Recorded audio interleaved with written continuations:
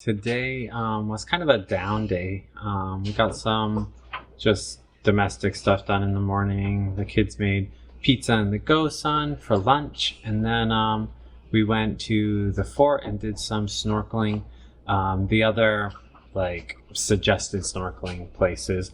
So now we kind of have a pretty good idea of where to kind of do a guide for people if you're coming on the ferry and you can only snorkel at the fort. What the different places are like. And it was a little surprising, actually. We went to the north side pilings, and at first it was really shallow and the water was hot, and it just wasn't a super great experience at the beginning. And then we got to the end and it was there was a lot more coral there finally, but we ran into the school of minnows that just engulfed everything, and it was pretty crazy. I'll show you some video right now.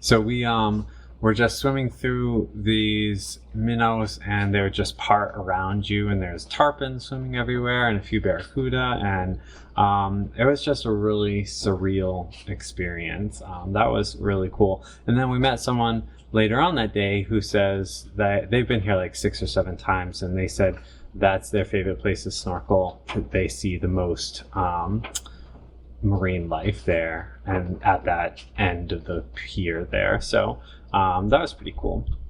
What was your favorite part of that? The pier. Well, it was actually really cool seeing the fish like a snapper come through, or even the smaller fish, smaller than the tarpon, just those little minnows would just part and make little tunnels for you to go through. Mm-hmm.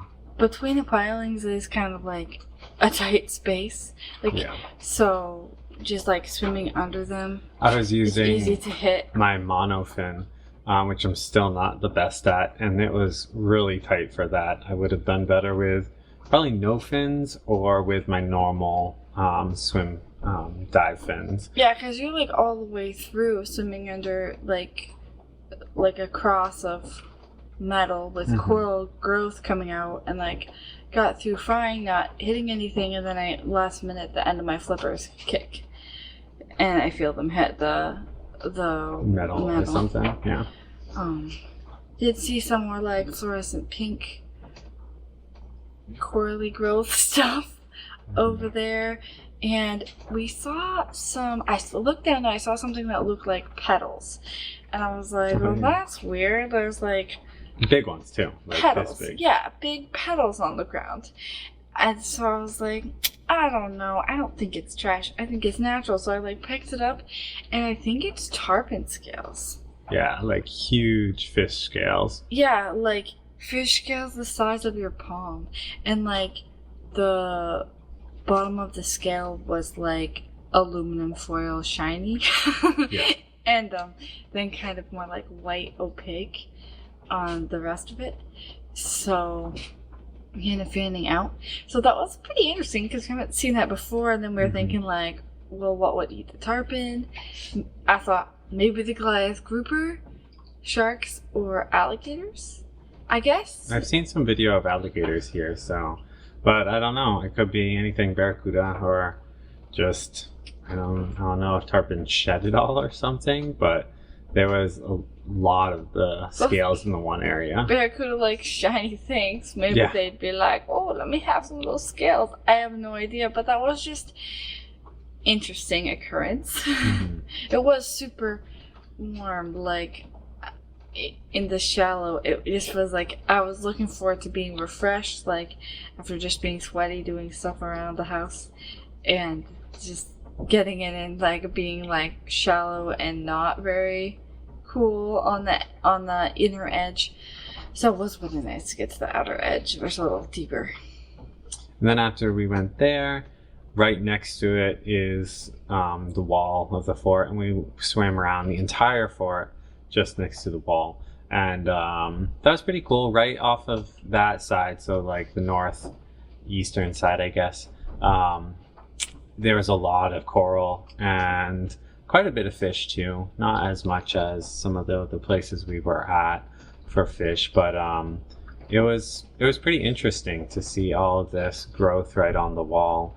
As you get around to the front side where the big beach is, well, big beach is not very big, there really wasn't much of anything, but it's kind of weird. There's a few spots where the wall is broken, so the water comes in and out of the moat, and those spots where the water came from the moat was so hot.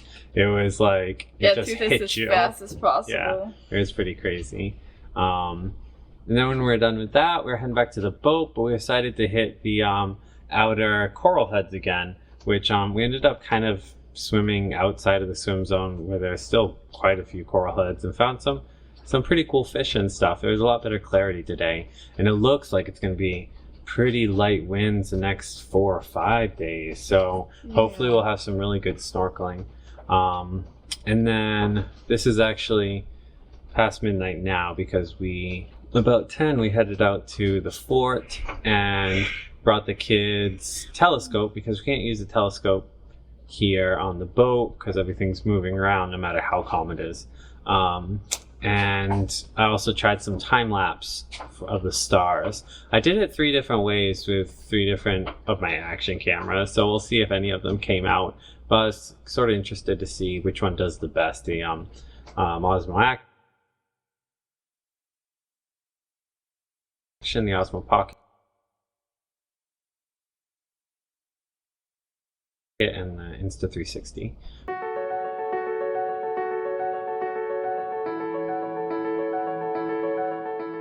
So we'll see which one like turns out the best.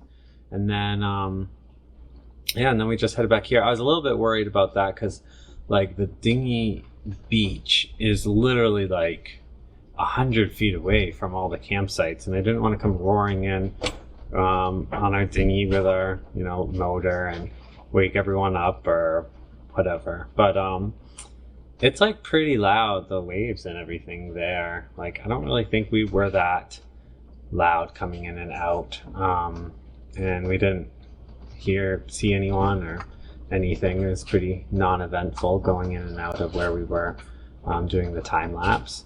So the kids really enjoyed that though, using the telescope and stuff.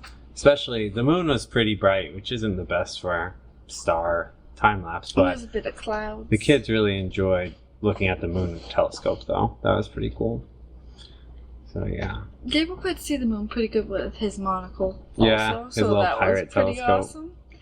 And when we were on snorkeling around the fort, On the side of the wall, I found this shiny spot which looked like a little shell or something. like a marble or like a cowrie going on the side.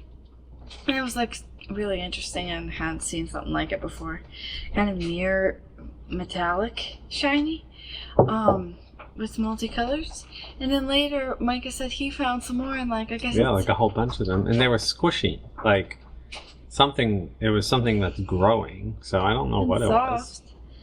So I don't know, I just like finding the little things in the day. Mm-hmm. And I was really happy we went out to stopped in again at the edge of the swim area, like just past our boat. Because we got to see a few cool things. We saw we saw a really little 2-foot Goliath grouper and a white grouper and black grouper, and got to see some of a pufferfish. It wouldn't come out. Yeah. I found it because the grouper I was following went into a brain coral, and then I could see the pufferfish, and there's lobster there. There's lobsters everywhere, under every rock where there's something cool. There's other big fish hiding with lobsters. When I lost the Goliath, the baby Goliath grouper, it went in someplace with a big lobster too. It's just so many big lobsters. We found one that at Loggerhead Key. I found one that its antenna was that fat. Don't think the video really came out because they're under the bottom of the coral heads. Mm-hmm. And it's too dark, but I thought that's kind of interesting how many lobsters there are around. So we're planning to go back to Loggerhead Key tomorrow, probably after lunch, and snorkel this side of it, the east side, and probably the west side again. But the kids are excited about that. Well, I was looking forward to the beach too. Obviously, it's our bedtime. Star time lapses are. Hopefully, it'll come out because I haven't looked at them yet. But they take a toll on us, and the kids went straight to bed when they got home without us even barely telling them to. So they were definitely bushed too. Gabe was practically asking to come home to go to bed. Yeah. So we're gonna take a slow morning tomorrow before we go out to Loggerhead Key again. I mean, we snuggled for 3 hours today too. Yeah, it was. So that's something. But yeah, we'll see how that goes. I'm excited to go back because that was just a lot of fun. And then either the next day or the day after that, we'll probably head back to the Marquesas. It's been fun here, but the kids want to do some campfires on the beach and some spearfishing and stuff, which we can't do here. So it's going to be a lot more that we need to explore there anyway. So that will be a new fun adventure too. Anyway, we'll see you tomorrow. Good night.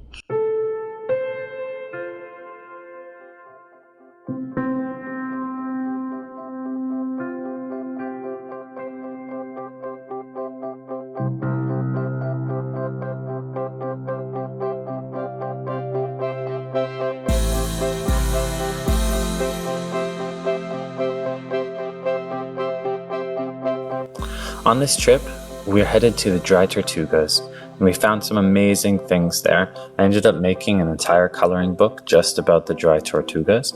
You can find it on Amazon, link in the description below. We show you where to go snorkeling in the book, but also just show you some of the amazing fish and the facts we learned about the place.